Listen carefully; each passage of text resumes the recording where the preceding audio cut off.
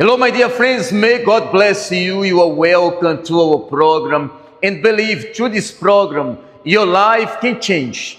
What you should do for your life to change, accept Jesus as your Lord and your Savior.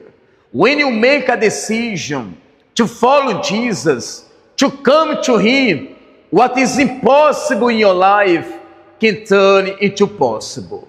Jesus, He said, without me, you cannot do anything. So without Jesus, it is impossible for our life be transformed. Without Jesus, it is impossible for us to enter in the kingdom of heaven. As He said, no one comes to the Father except through Him. So Jesus is the way for you to have salvation, for you to receive healing, for you to have prosperity. He is the way for you to be blessed. And I would like to share with you today a testimony. Someone who came to Jesus and believed in His word. When I say believe in God's word, it's not only as many people they say, I believe in God. Because even the demons, they believe in God. So say I believe in God is not enough. When I say I believe in God, that means you obey the word of God. You put the word of God into practice in your life. And you're going to see change. As God, He spoke with Abraham. And Abraham listened the voice of God. And he followed what the instruction from God. In the same way, when you say, I believe in God, you should follow what is written in the Bible. And you are going to see miracles happen in your life. Have a look at this testimony and then we come back. So kayo po si? Sheena pa. And? Julius. Okay. So silang dalawa, gaano katagal po ba kayo nasa Simbahan Universal? Magpo 4 years na po. 4 years na yun. Yes po. Kumusta po ba yung buhay ninyo noong bago po kayo dumating sa Simbahan Universal? Yung buhay ko po before na wala pa ako dito sa Simbahang Universal, sobrang gulo po. Ako ay may bisyo na sobrang, yung bisyo ko since grade 6 pa lang, naninigarilyo na ako. Hanggang pinagbuntis ko yung 4 kong anak, dala-dala ko yung bisyo na yon. Naninigarilyo ko at puno din ako ng addiction sa pagsusugal. Okay. Kayo? Kuya Julius. Ganun din ako, Pastor. Marami rin akong bisyo, maraming mga addiction na kagaya ng mga online game, nagiinom, tsaka maraming mahilig makipagbarkada. Kumusta namang sa relasyon ninyo mag-asawa, sa relationship ninyo noon? Dati, Pastor, magulo. Tulad ng ano? Paano magulo, na? Maghihiwalay na po kami. Before we came po dito, talaga maghihiwalay na po kami. Kasi sobrang addict siya sa online games. Yan yung sitwasyon nung dumating kayo sa Simbahan Universal. Opo, magulo Magulo yung buhay mag-asawa, Opo. maraming bisyo sa isa't isa sa Yes inyo. po. Magulo din yung isipan ninyo noong Yes, siguro. walang kapayapaan. So paano kayo dumating sa Simbahan Universal? Sino ang naging bita sa inyo? Sino sa inyo yung unang dumating? Siya po. Kayo? Ako, Pastor, na mayroon kaming tindahan dyan sa may Pure Gold. Sa Pure Gold lang sa tabi? Yes po, yung time na yon merong nag-evangelize sa akin. Okay. So, pumunta ako dito. Ano yung binago ng Diyos sa buhay ninyo? Malaki po. Nung pumunta po kami dito, nagpa-counseling kami kasi nga po, maghihiwalay na kami. So, nung una, hindi ko naiintindihan, attend lang kami. Then, nag-decide kami na magpabaptize na. Okay, so nag-decide kayong dalawa na isuko yung buhay niyo sa Yes Diyos. Meron po ba pumilit sa inyo? Wala po. Kayo nagpasya talaga Kami na na isuko yung buhay niyo Yes sa po. Diyos. Nagpasya din kayo na tigilan yung bisyo. Kumusta yan patungkol sa bisyo na yan? Nung the day na nabaptize kami sa water, until now, wala na po yung addiction namin, lahat. At simula noong, ano po ba yung iba na binago din ng Diyos sa buhay niyo? Ayun po, sa pag-a-attend po namin, Ang number one po na na-bless kami sa financial po namin. And yun sa Kumusta family yung kalagayan nyo dati sa pinansyal? namin. So, dumating din po kami dito to the point na 2,000 na lang po yung pera namin. So nagpa-counseling na po kami kay Pastor. Ano yung negosyo nyo dati po? By the way, meron kayong negosyo, no? Yes Yung po. dito? Ano pa? Ano po kami, may open po kami dyan na ukay-ukay dati. Nung pandemic po, naggugulay din po kami.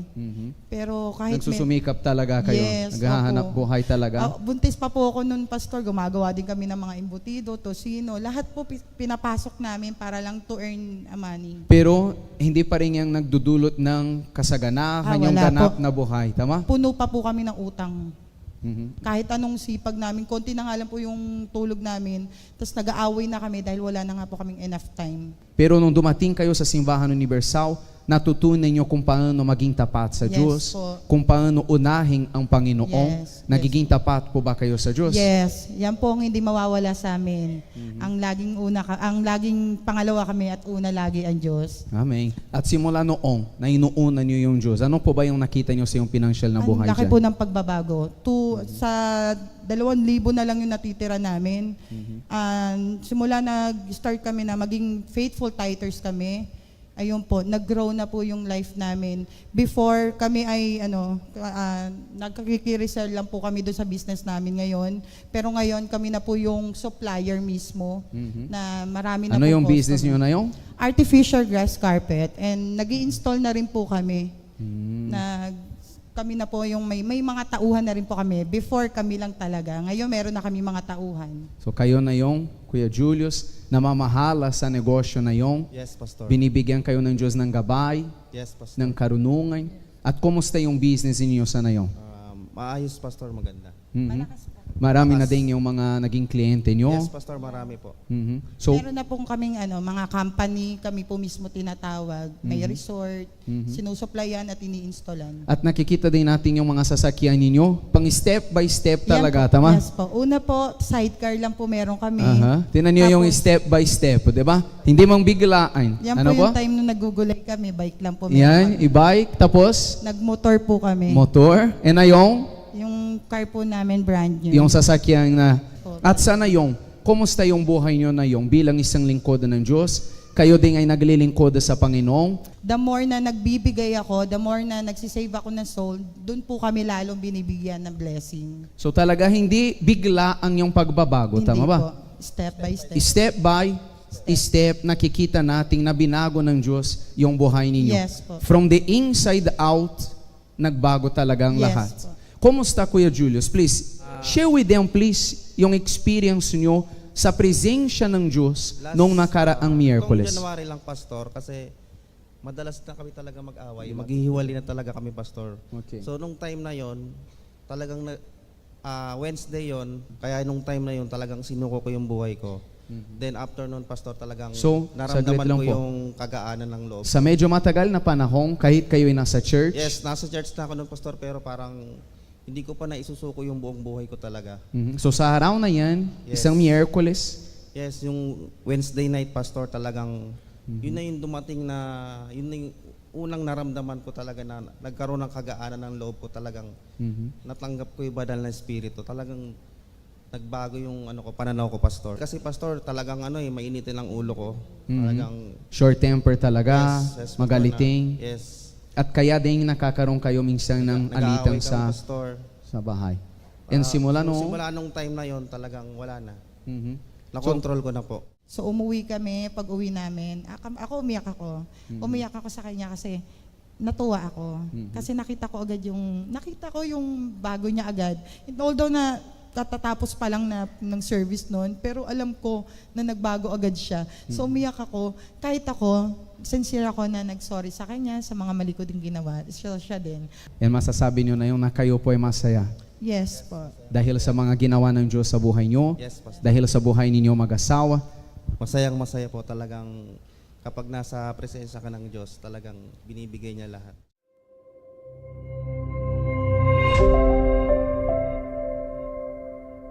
Look how powerful this testimony.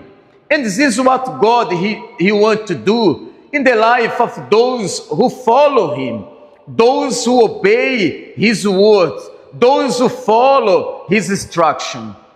God, He only can honor you, bless you, if you obey what is written in the Bible. If you obey, you are going to see miracles happen in your life, like this testimony. We just watched this testimony, and God wants to do in your life. God, He wants to do the same, even more.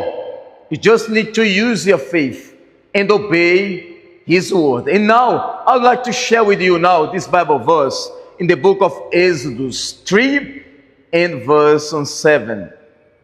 And the Lord said, I have surely seen the oppression of my people who are in Egypt, and have heard their cry because of their taskmasters, for I know their sorrow. So look, God, He can see the oppression that you have, the affliction that you have. God see the pain that you have in your body today. He see the depths that you have in your life. God can see that your life is broken. You are taken control by the spirit of pain, sickness, depression, anxiety, sorrows. God can see that you have this problem in your family. God can see this sickness that you have in your body. But you need to pray. You need to talk to God like the people of Israel. They cry. You know the word. They cry out to God. They ask help from God. And the next Bible verse, it says here, number 8, so I have come down to deliver them out of the hands of Egypt, and to bring them up from that land to go a large land, to a land flowing with milk and honey. Look, so God, He said, and I came down to deliver them. In the same way, God, He wants to deliver you. God, He wants to heal you. God, He wants to bless you. He wants to change your life. Hey, look at me here. God, He see your affliction. He see the problem that you have. He see the oppression that you have. And He wants to come down to deliver you, to heal you, to bless you, to save you. You who are lost, you who feel void, God, He wants to come upon you to fill you with His power, with His Spirit. But you need to talk to Him. You need to make a prayer. You need to cry out to God. I remember the two blind men. They cry out to Jesus, and Jesus stopped and gave attention to the blind man. Asked them, what you want me to do for you? And they said, we want to have our sight. We want to see. And Jesus did the miracle. The miracle happened the same moment. But the two blind men, they cry out, and Jesus stopped to answer them. The same way we are going to cry out to God now. We are going to talk to God now and believe that God, He'll come to answer you. Wherever you are, close your eyes. Let us talk to God. Father, in the name of your Son, Lord Jesus, we come before you in this moment. And I know, my Lord, that you can see the affliction, the oppression that these people, they are going through. And I believe that you can answer their prayer. You can come down in this moment to deliver them, to set them free, to heal those who are sick. So come right now, my Lord, to set them free from the spirit of depression, the spirit of oppression, the spirit who brings negative thoughts, suicidal thoughts, the spirit of pain, sickness. My Lord, come down in this moment to heal those who are sick. This is what, my Lord, I ask you in Jesus' name. And now, my friend, if you believe that God can heal you, that God can set you free, so cry out to God now. Talk to God now. Say to God now the sorrows that you have. Say to God now the thoughts that's going on in your mind. Say to God now this feeling that you keep inside of your pulse, in your heart. Say to God now and say, my Lord, deliver me, heal me today. I believe in you, and I believe that by my faith I can be healed. So now, my friend, receive now your healing. Be set free now in the name of the Father, the Son, and the Holy Spirit. And if you believe, receive now the power of God. He comes to you now to deliver you in the name of our Lord Jesus.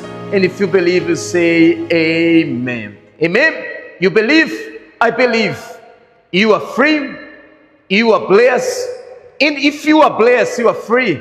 Share this program with your friends, with your family member, and tell them, let's come to Jesus.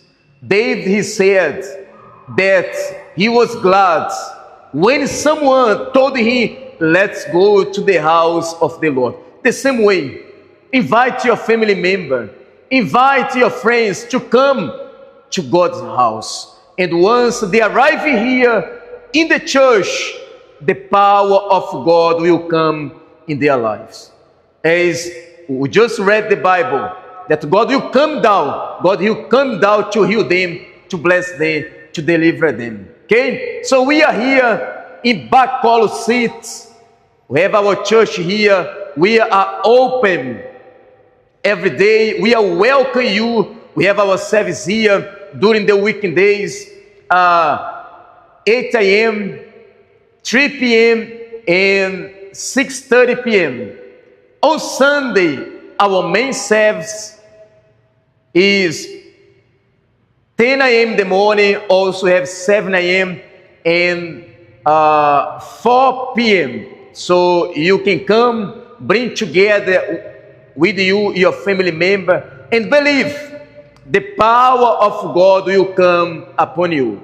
Jesus said, if there is 2 or more together in His name, He will be among them. So we are going to be here Sunday. There will be more than 1, 2, 3. Many people, we are going to get together here inside of God's house. And Jesus, the power of God, will come to this place to bless you, to save you, to heal you. Okay? So may God bless you. Have a good day. Magandang araw sa iyong lahat po. Yes, nandito ako ngayon sa UCKG, Iloilo City. And gusto ko ngayon mga kaibigan, imbitahan lahat kayo nandiyan na nanood ang video na ito. Yes, ang simbahan natin diri sa Iloilo ay bukas mga kaibigan every day para tulungan ka. Lahat ng pangangailangan na meron po kayo, you know, para sa Diyos, walang imposible. And kaya ng Diyos resolbahan ito. Pero of course, kailangan mo gawin isang party. Ano ang party mo, mga kaibigan? Punta kayo sa church. Ang pintuan ng simbahan ay bukas every day. At nandito kami, mga kaibigan, handa na handa kami para tulungan ka. Yes, kayo po nandyan na may problema sa pamilya, sa financial ng buhay, spiritual, problema sa kalusugan ninyo, and nandito sa church, tatanggapin mo ang gabayan, ang direction, especially mga kaibigan, sa iyon spiritual ng buhay. At ang church, as you can see diri sa Iloilo, ay open every day. And meron po tayo ang napaka-importante chain of prayer every Sunday para sa iyong pamilya. Every Sunday, ang meeting natin diri sa Iloilo, alas 10 ng umaga.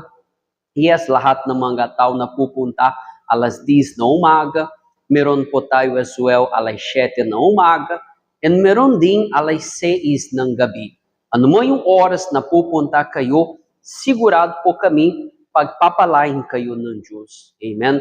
Kayo nandiyan sa ibang bansa, na may family member kayo nakatira dito sa Iloilo, Iloilo Provinces, Panay Island. Yes, tawagin mo sila, ipasa mo yung address ng church sa kanila and sabihin mo sa kanila, punta kayo sa church, and sigurado na pagpapalain kayo ng Diyos, pagpapalain ng Diyos ang buong pamilya ninyo.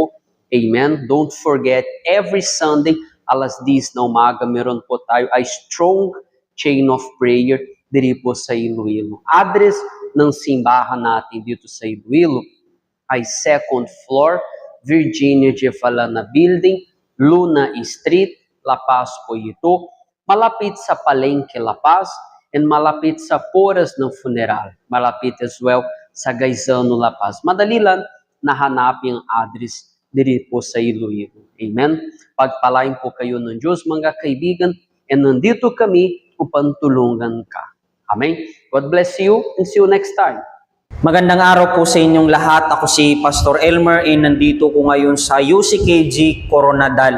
So today ay Monday and sa lahat ng Universal Church, pinaglalaban natin every Monday yung ating financial life.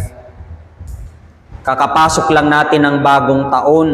Pero kamusta kaya iyong finances na meron ka? Siguro walang pagbabago. Ikaw pa yung klase ng tao na lubog sa utang, walang trabaho, nakadepende sa ibang tao. So mga kaibigan, tatanggapin mo na lang ba na hanggang dyan na lang yung buhay mo pagdating sa finances mo? Kasi alam natin na napakalaking parte ito ng buhay natin. So that's why hindi dapat natin isang tabi, kundi dapat ipaglaban natin ito kasama yung Diyos. Kasi minsan dito na nagmumula yung mga problema, especially pagdating sa finances sa loob ng pamilya. Kung yung finances natin bagsak, kung yung finances natin merong problema, walang paglago, minsan dito nagsisimula yung pag-aaway, yung hindi pagkakaunawaan. Kaya naman mga kaibigan, gusto ko kayo na imbitahin.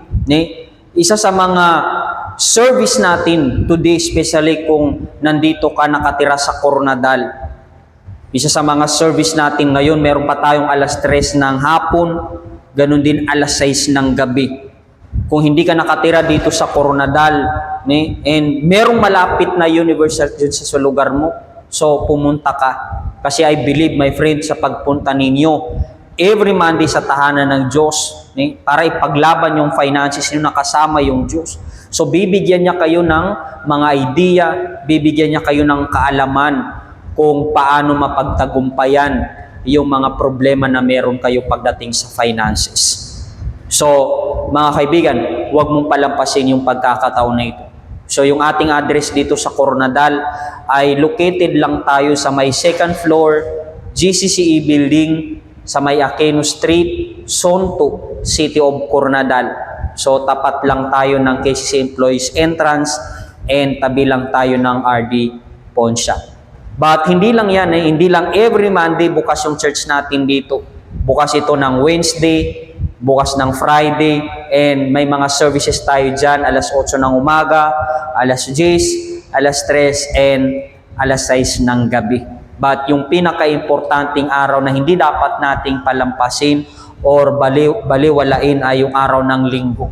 So, yung pinaka-main service natin every Sunday dito sa Coronadal ay alas 10 ng umaga.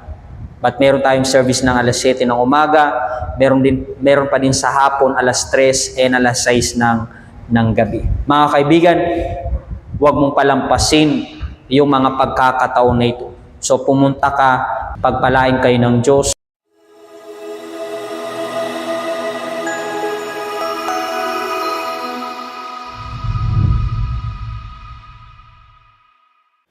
Hello everyone! Isang pinagpalang araw para sa inyong lahat. Ako si Pastor Jerry dito sa Simbahang Universal sa Cebu City. And gusto kong sabihin sa inyong lahat, anuman ang iyong relihiyon, anuman ang iyong pinaniniwalaan, ikaw man ay member or hindi member ng Simbahang Universal, anuman yung sitwasyon na kinakaharap ng bawat isa sa inyo, ang Panginoong Diyos ay handa na tulungan kayo. Si Jesus ay willing na ibigay sa inyo anuman ang solusyon sa problema na kinakaharap ninyo. Ito ay ginawa ni Jesus sa buhay ng mga taong lumalapit sa Kanya nang merong sinseridad at pagpapakumbaba, na merong pananampalataya, and handa niya rin gawin sa buhay ng bawat isa. Kaya nga kami dito sa Simbahang Universal sa Cebu ay bukas para tulungan kayo, especially ikaw na nakatira dito sa Cebu City, Cebu Province. You are very much welcome na pumunta dito sa aming health center. Yung aming address ay nasa G Suites Building, 2nd floor sa V. Rama Avenue, Barangay Guadalupe, Cebu City. Yung aming service this coming Sunday will be this Sunday 10 a.m., yung aming main service. As well, meron din kaming 7, 4 p.m. and 6 p.m. And during weekdays, as well, kami ay bukas. Nagkakaroon kami ng mga service from Monday to Friday. Yung aming mga service, like for example, today ay Monday. So, iniimbitahan kita, ikaw na problemado sa iyong finances na pumunta. Meron kaming service pa ng alas 3 at alas 7 ng gabi. Pumunta ka para pwede mong tanggapin anuman ang solusyon na kailangan mo para sa iyong pinansyal. Ikaw man ay walang trabaho, ikaw man ay nagtatrabaho pero yung kinikita mo ay maliit at gusto mong mapalago, ikaw na may negosyo at talagang bankrupt ka na, o di kaya yung kita mo ay hindi ganoon sa kung ano yung inaasahan mo. So, ikaw iniimbitahan ko na pumunta. Okay, pagpalain po kayo lahat ng Panginoong Diyos. And tandaan ninyo, ang Diyos ay willing na baguhin yung inyong buhay. Ang kailangan nyo lang ay gumawa ng attitude na may pagpapakumbaba, na mayroong sinseridad, na lumapit sa Kanya para pwede niyang ibigay yung tulong na kaya niyang ibigay. Pagpalain po kayo lahat ng Panginoong Diyos. Bye-bye.